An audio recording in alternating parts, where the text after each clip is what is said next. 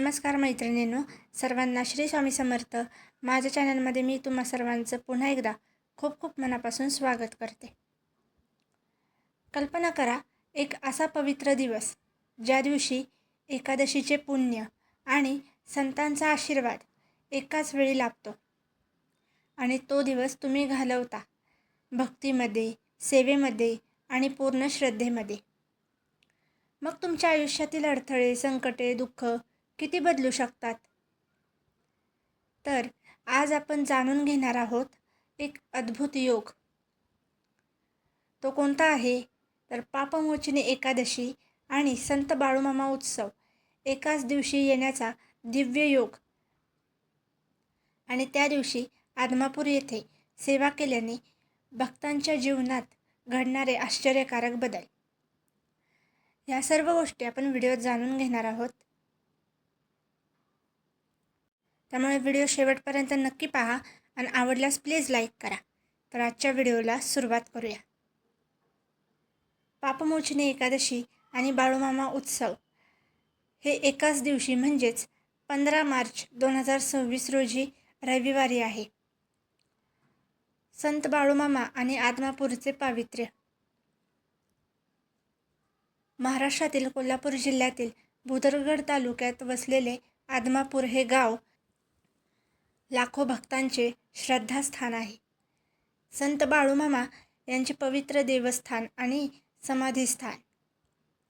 धनगर समाजातील एक साधे मेंढपाळ असलेले बाळूमामा भक्ती, सेवा, साधेपणा आणि लोककल्याण यांच्या बळावर संतपदाला पोहोचले. त्यांच्या चरणी येणाऱ्या प्रत्येक भक्ताला मानसिक आधार, आध्यात्मिक शक्ती आणि जगण्याची नवी दिशा मिळते.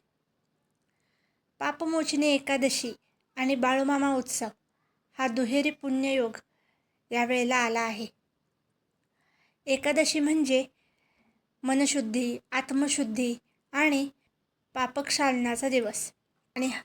आणि जेव्हा हाच दिवस संतांच्या उत्सवासोबत येतो तेव्हा तो दिवस अत्यंत शक्तिशाली आध्यात्मिक संयोग बनतो.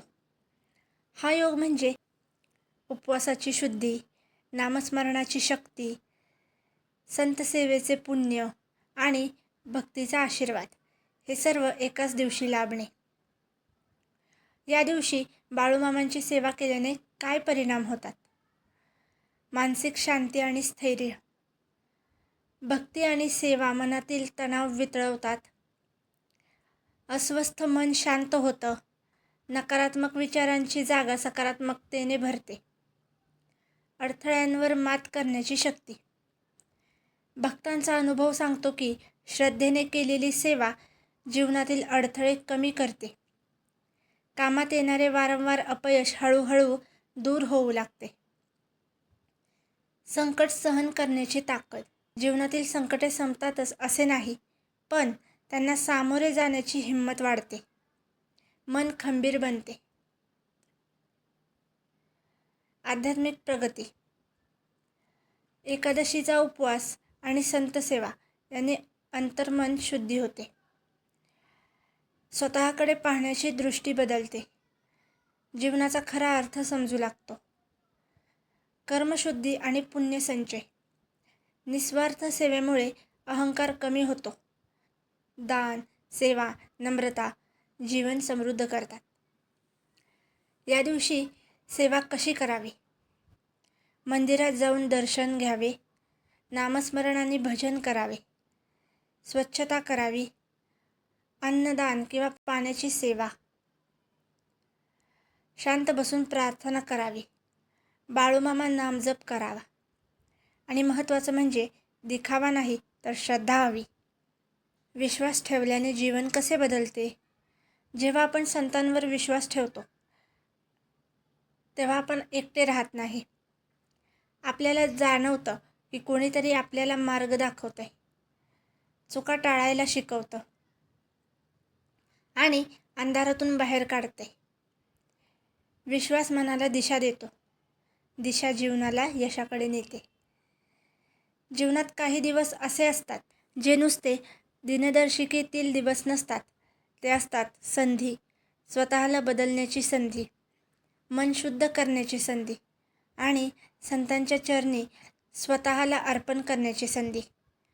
पापमोचनी एकादशी आणि बाळूमामा उत्सवाचा हा दिव्य योग आपल्याला हेच सांगतो की भक्ती कधी वाया जात नाही, सेवा कधी निष्फळ ठरत नाही आणि संतांचा आशीर्वाद कधी उशिरा येत नाही. हा दिवस जर श्रद्धेने जगलात तर उद्याचं आयुष्य नक्कीच प्रकाशमान होईल. जर आजचा व्हिडिओ तुम्हाला आवडला असेल तर व्हिडिओला लाईक करा, शेअर करा आणि चॅनलला प्लीज सबस्क्राईब करा.